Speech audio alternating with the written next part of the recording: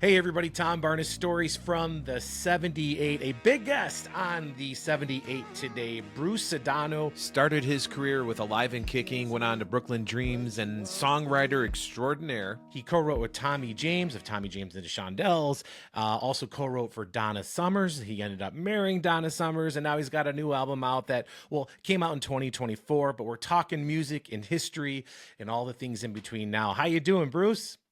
All right, Tom, I'm doing great today. How are you? I'm doing great. I'm talking to a musical legend here. So I mean, I'm having a Friday.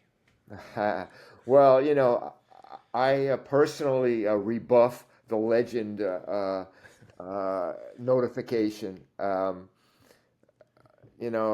think I'm a working songwriter. Carrie have had a long career, but I don't think I qualify for legendary status. But I appreciate the compliment and Well, the you know, intent. you've written, I mean, you've been on American Bandstand.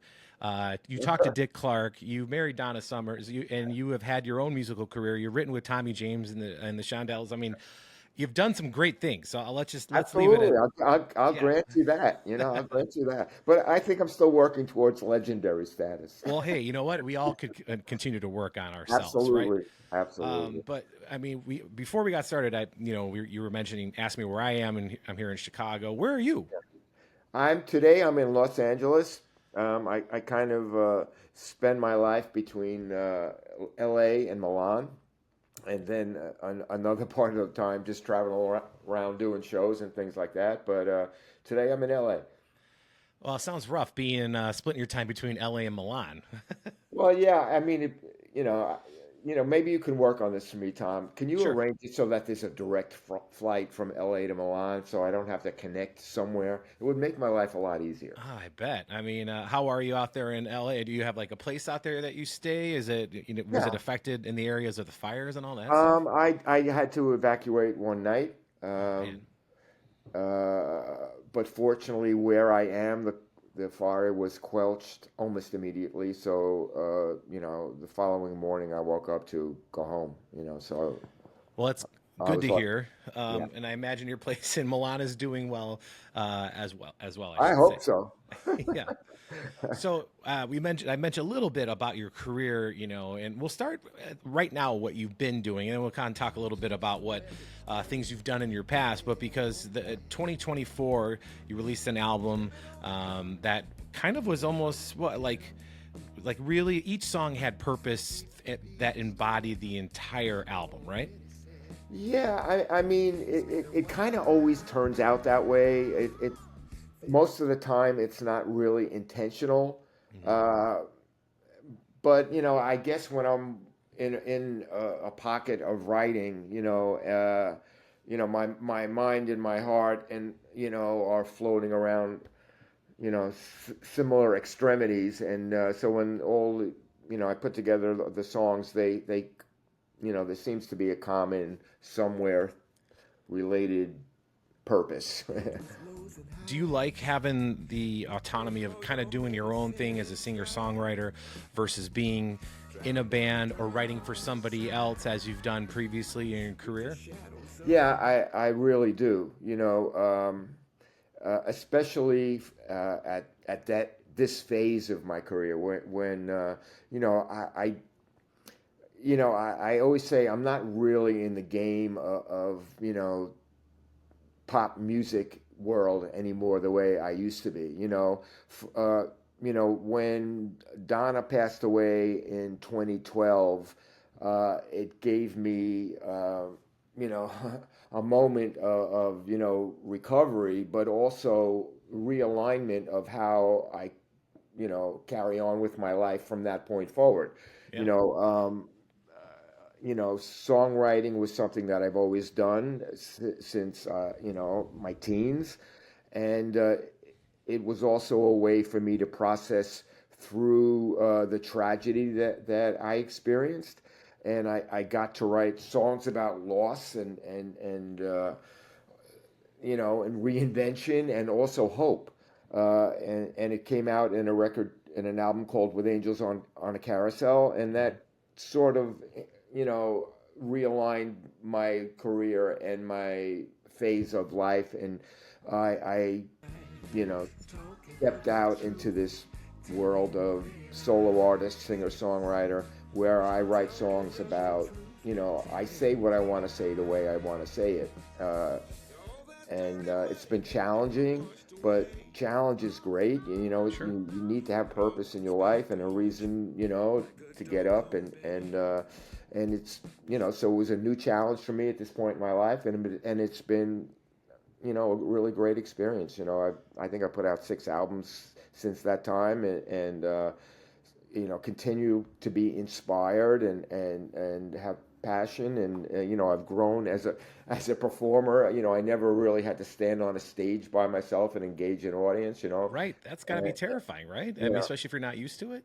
yeah. I mean, I was always the guy who was standing next to the guy. And I was very comfortable in that position. But it was like life threw me this, let's say opportunity, and reason to do it. And so it was challenging. It's been challenging.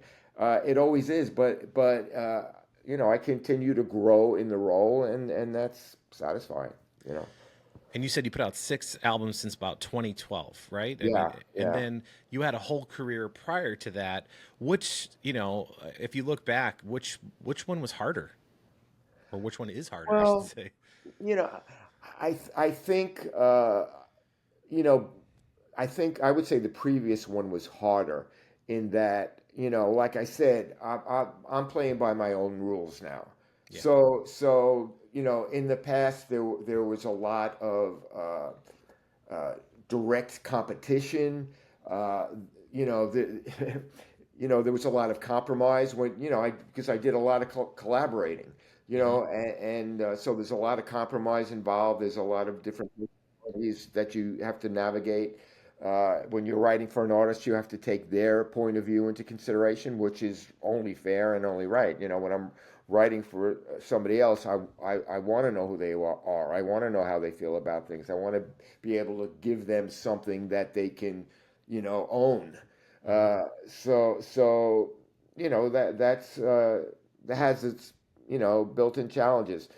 Everything has its challenges, but I'm really comfortable with where I am now. Um, I like, especially, I collaborate with production and things like that. But as far as the songwriting goes, I like the ability to, as I said, say what I want to say in the way that I want to say it without having to make any compromises. Right. And I imagine at this stage in your career, because of the success you've had, people probably don't challenge you as much as they do. I'm sure you still get challenged, or maybe even just, hey, maybe try it this way, or what about this type of idea? But the fact that you have a resume that can go on for a few days as far as what you've done, that kind of has some clout. And I imagine the record industry, or the music industry, I should say, is just it's much different than it was back in the 70s and 80s and even earlier. Yeah, absolutely. But I'm not one of those who complains about changes in the music business. The music business, since I began in it, and I think since the beginning of the music business, it's been about change, and it's Mhm. always going to change, and it's always going to evolve.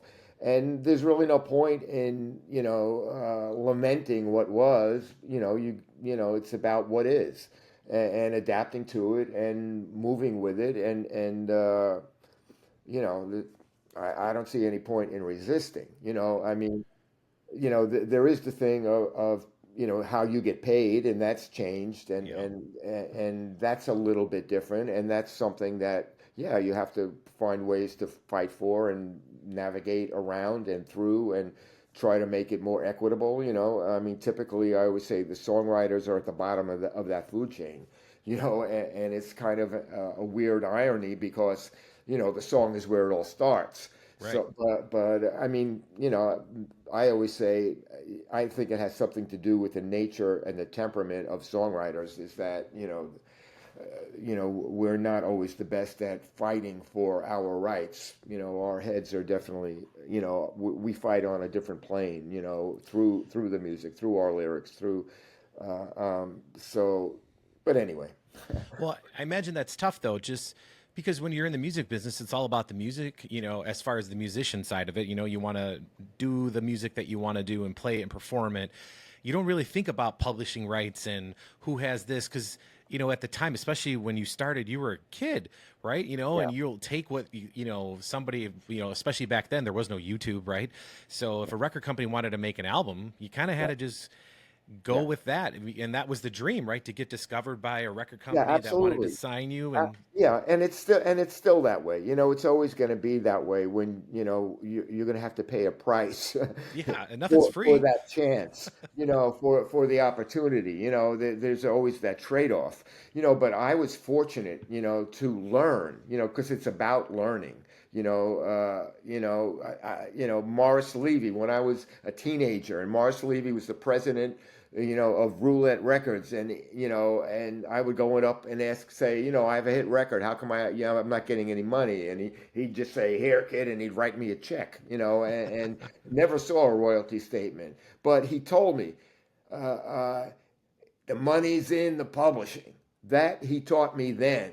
Oh, wow. Always remember that the money. So from early on, I started navigating a world where I was acquiring my publishing and fighting for my publishing rights and and and building that world. It's something that I've done for myself and something that I did with Donna. And so on that side of it, I was able to navigate it and learn it and accomplish that. I mean, but like I said, in the beginning, I had to give up stuff, Yeah.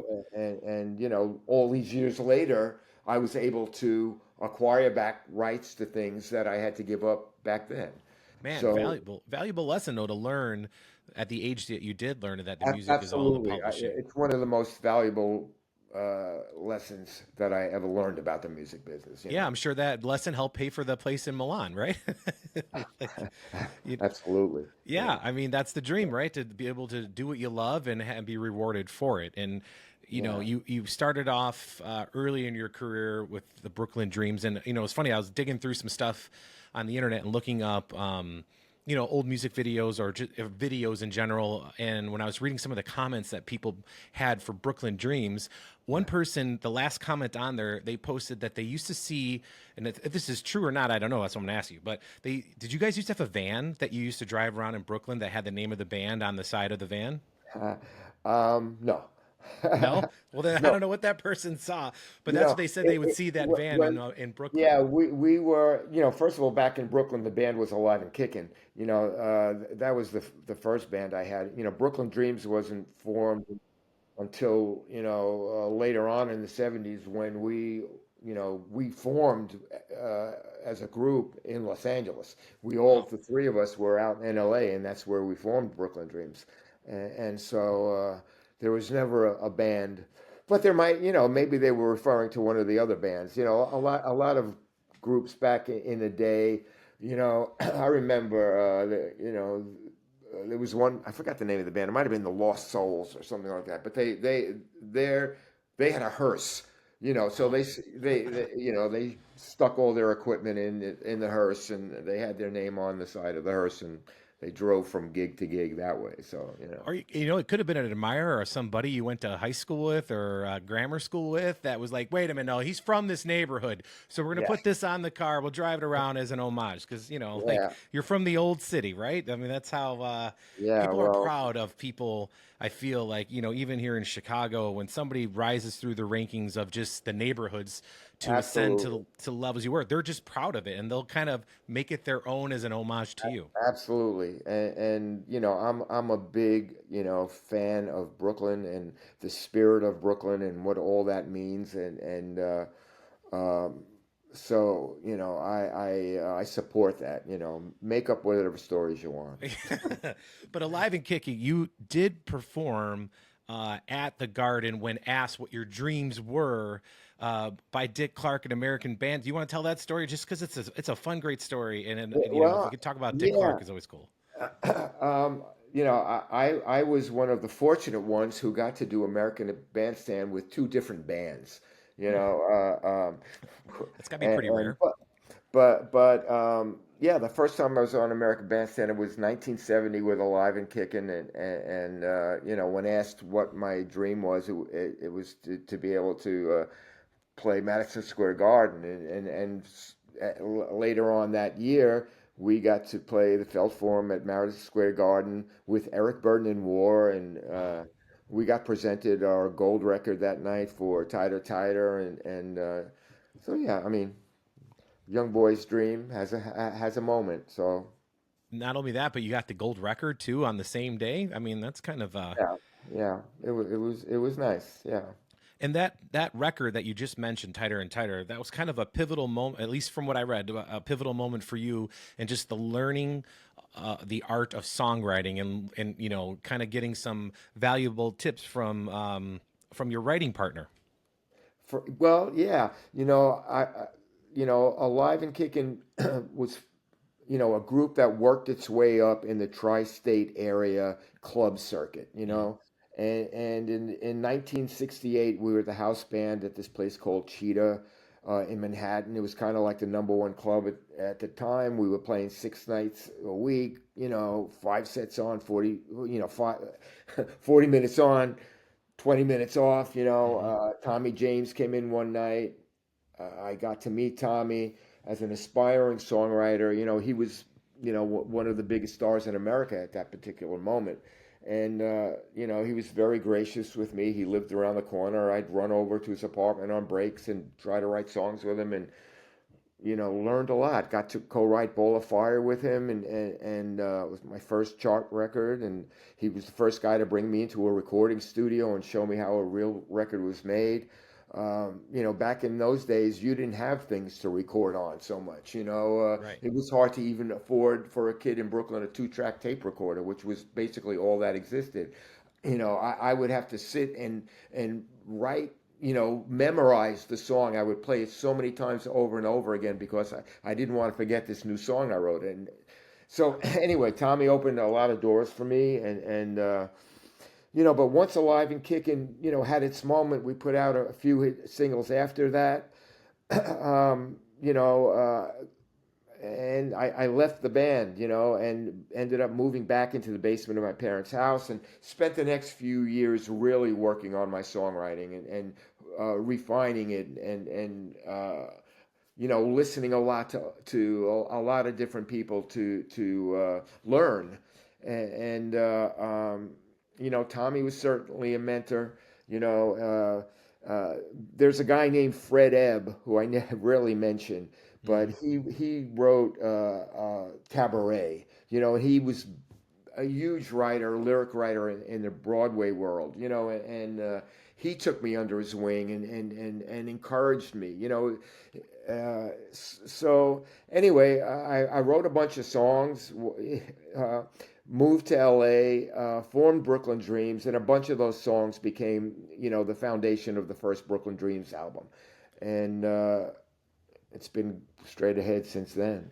What it in all those lessons from all those different people, like when you first started out, you know, on the meat streets of Brooklyn, trying to get your start in writing, and then after that, where you moved to LA, what was the biggest difference in your songwriting? Well, I think, it's really, I continue to grow as a songwriter. Hmm. As a songwriter, it's always about refining what you do and having new inventive ways and to say it and, concise, all of these things. So it's, I just think it's always ongoing refining of what you're doing, that doesn't mean that every song you write is great. But along the way, I've had moments where greatness shows up and then it disappears for a while. But you just have to keep swinging the bat. And every now and then you get a single, or you hit one in the gap, or you get lucky and it goes over the fence. Yeah. You just so I just keep swinging the bat, working on my swing, working, Yeah. Well, like it's that. funny that you mentioned that. You know, I was reading something the other day, and it was a book about like success and people talking about success.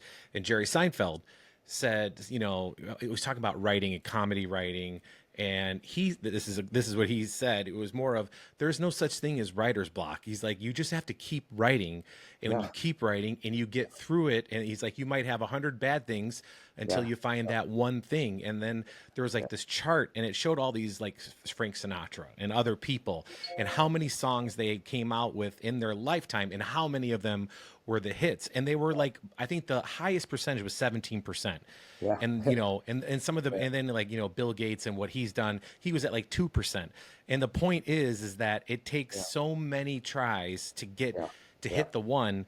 And I yeah. think it was speaking to the younger generation now, who's so used to things feeling instant, Quick, quick, like you can yeah, type up in YouTube and you can get something instantly, or on yeah, Spotify, I want to hear this song now, yeah, yeah. versus back in the day when, you had to wait for the song to come on the radio to hear it, or, And you had to go to the store to buy it, and all of the above. Yeah, absolutely. yeah, You know, it's but it's show up and fascinating. keep swinging the bat. That's what it is. I mean, for me, it was always helpful because I knew in my heart and soul what I was called to do. For me, songwriting, I viewed it as a vocation.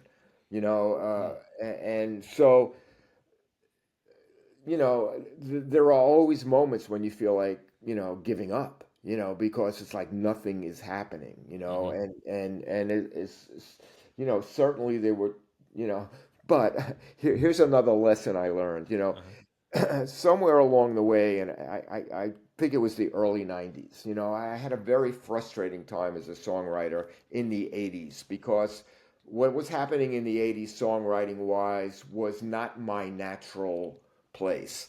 You know, my strengths lie in storytelling and emotion and connecting sensitively. I'm mm-hmm, not like a super clever lyrically guy songwriter. And the 80s was very much about that. Kiss on My List or Maneater. I'm quoting Hall and Oates. pop songs, catchy Sorry, pops, like, I yeah, love those guys. I admire them. I don't mean to like put them in any negativity, but this just wasn't my strength. So there's this one point in the early 90s. I was like, I went to a bagel seminar. And I'm like, maybe I'll just open a bagel shop. I don't. That's how verklempt I was. oh my, I thought you were telling me a joke for a second there. You No, went to an actual bagel shop yeah, seminar? yeah. Wow. And I'm sitting there, and these guys are getting up and they're talking about, I get to my bagel shop at 4 a.m. every morning. Look at this bagel. This is the best bagel in the world. And slowly, as these guys are talking, I'm like sinking down in my seat because I'm realizing I don't give a shit about a bagel. I care about songs, Right.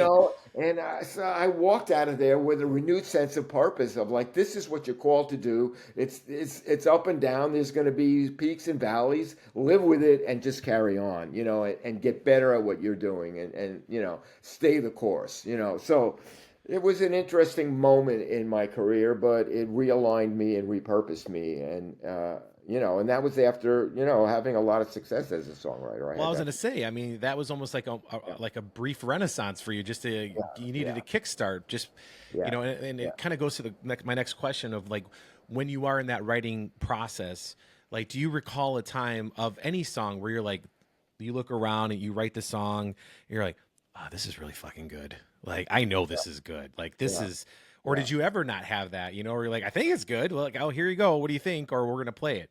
yeah. I mean, I never know what's good. I mean that's a two-sided answer. I know exactly what good is. Right. I know exactly what good is. I know for me, for my interpretation of what's good, because I don't, finish a song until I think it's good. I mean, until I think it's right. But other people's perception of what good is, of what they're looking for, of what they need, of what's popular, all these other things are other qualifications of what's good. Ah, I see.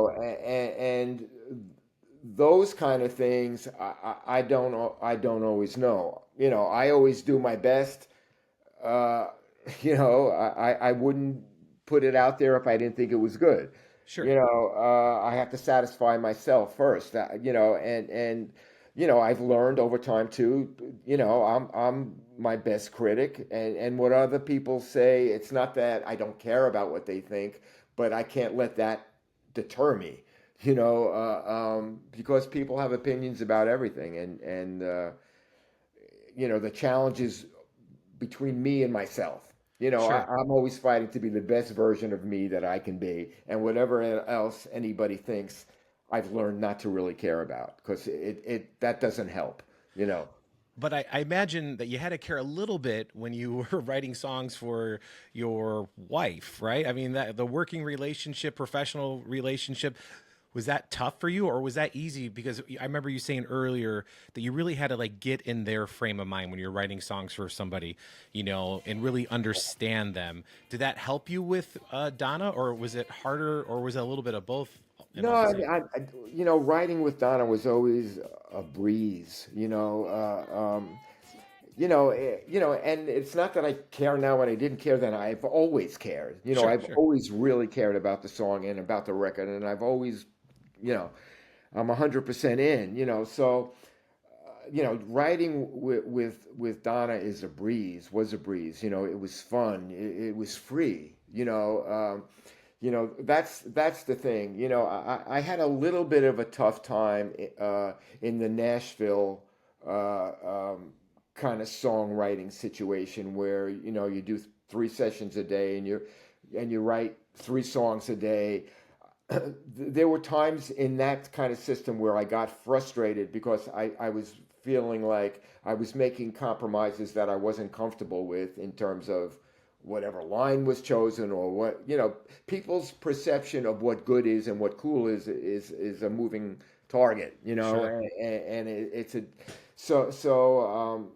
but many instances of co-writing, I never had a problem with Donna because it was always free. It was always free, and there was a unison of we got it, so and many of my collaborations are that way, so and I think in the Nashville thing, there's for me,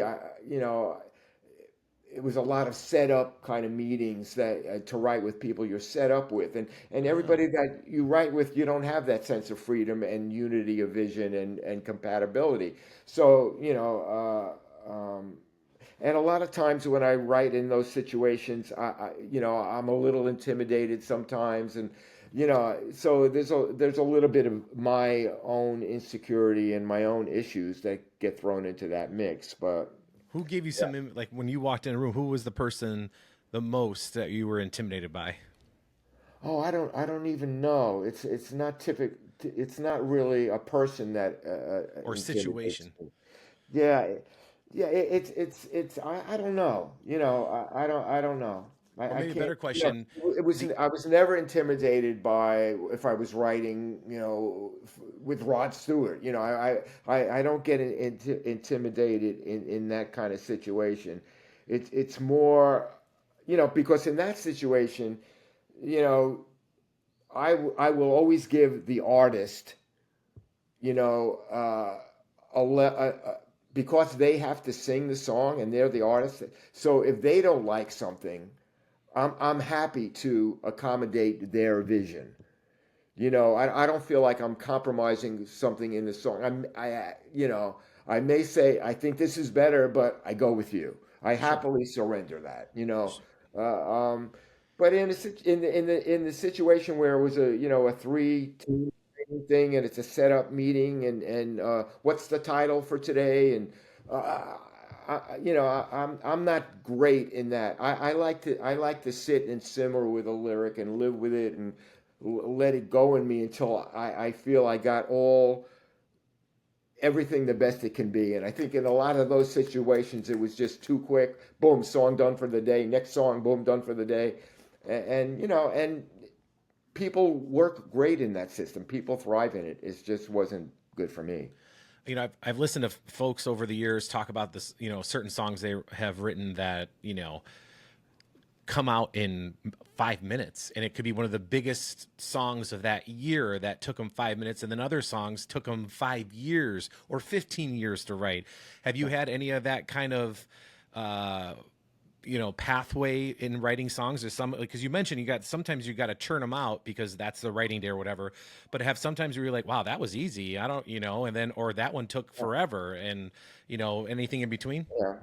Yeah, I think the take forever situation I don't have. I think when a song is taking forever for me, after a while, I'm like, okay, I'm not writing this song. And I don't typically wind up going back to things and you know, I when I'm working on a song or couple of songs, when I'm in that kind of cycle, I will, after maybe a couple of weeks, reapproach something, and try to get a fresh take on it and see it.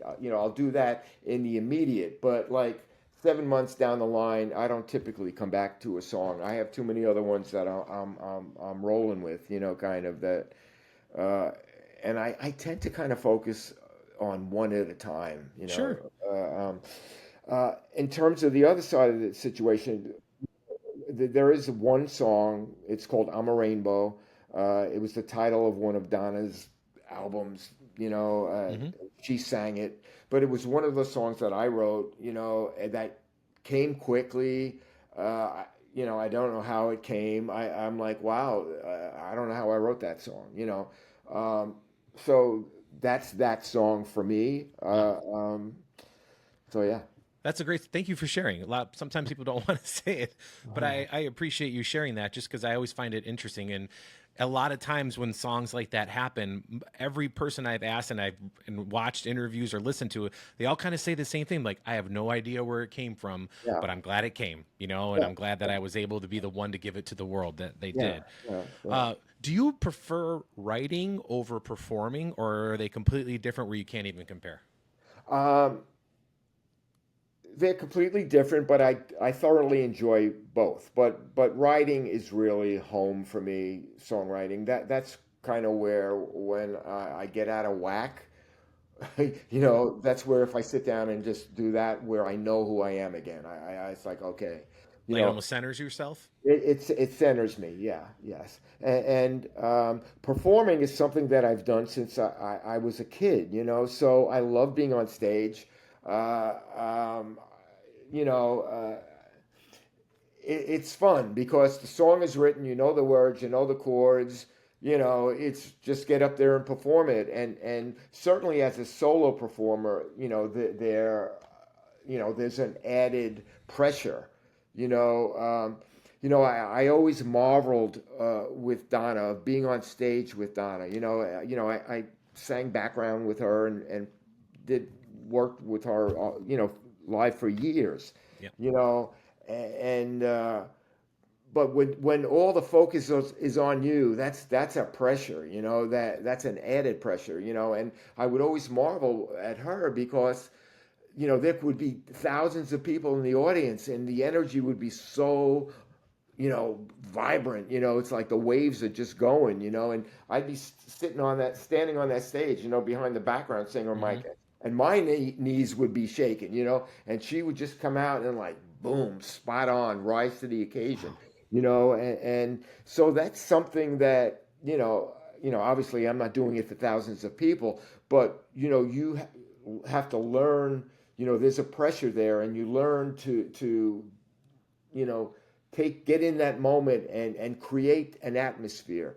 That's what I'm learning to do. To when I write my songs, there's an atmosphere, there's a headspace that I'm in, there's an energy that I feel. And so being able, I'm still learning how to get into that pocket of comfort and creating that atmosphere to perform the song, to translate it as well as I can to an audience so they get the point of the song. Do you have a song that, on a either every time you go out and perform, that you really enjoy playing, or does that change, year by year or show by show? It kind of changes because some nights I hit the mark in my I'm hitting the mark for myself. The audience doesn't always know one way or the other. But some nights I hit the mark on one song and miss it on another, and it's like in my mind, I don't know if everybody has this, but maybe they do. But in my mind, there's so much going on when I'm performing a song. Is that there are so many variables that can be off in my mind. Oh, I hit that chord wrong, or the bass is too loud, or I don't like this light in my eye, or there's so many little things that are happening. Sure. Stay in the song, Bruce. Let the song speak. That's what I keep telling myself. Don't, it's just, you know. I like that. Uh, for budding musicians, and I've had this conversation, like I feel like for the last 20 years, because music is, mainstream music, I should say, has changed so much, and what has come out and what's available. For budding musicians who are coming up in the world, I've heard several takes on. It's better to perhaps maybe be by yourself because it's easier for a record company to take notice for a one person band, let's say, versus a band of people in a band, like 5-person band versus solo. But then I feel like when somebody does it all by themselves, who's up and coming and not a seasoned veteran, you lose a little bit of like all the influences of the people in the band versus a full band where, this guy might have grown up in jazz and this girl could have grown up in blues and, Sure, all absolutely. that comes together and you get that sound. Like where's your take on that? Like if somebody's listening who's like really wants to be in a band, Sorry. Sorry. it's okay. Like what do you think? Or is it just whatever seems to be their best fit? Yeah, I don't think there's any best way. I think, you know, I think you walk down your path and different doors open, and they're not always the doors that you anticipate. But I've always been a believer in walking into open doors. You're knocking here, knocking here, knocking here, and then a door opens here. Okay, walk through that door. So some people's path, they may be surrounded by great people and they have a band energy, and it works. And yeah, you can develop a uniqueness with a band. That was one of the things as a kid. And I think it was very much part of that culture of the '60s and the '70s was to develop your own unique sound. Hmm. I think that was a mantra and a foundational element of musicality in that moment. I think a lot of some of that these days is really lost in the other side of that, which is try to sound like everybody's sounding, Yeah. so you can have that place, and um, I have when I'm in Milan, I have an Italian band, and the band is made up of a percussionist, a cellist, a bass, and me on acoustic guitar singing my songs. But the Awesome. instrumentation of that band is so much fun for me because it gets me to reimagine all these songs with different instrumentation, and it's so much fun and brings so much new life to the songs, and songs that don't work with my band here or work solo. I do them with the Italian band, and they create a whole other different magic. And I'll go back to that word atmosphere again. The Ah, atmosphere that kind of instrumentation brings is different than when I'm just playing it solo and or with a band here in LA. So oh man, Bruce, thank you so much for taking time to chat with me and share some of yeah. your story. For people who want to find out more information about you, see when you're on tour and if you're coming to their town, where's the best spot for them to find that? Obviously, BruceSudano.com, all the social, Instagram, all of the above, as Well, we all do these days. yeah. Well, thank you, Bruce. Thanks, Tom. Appreciate it. Good talking.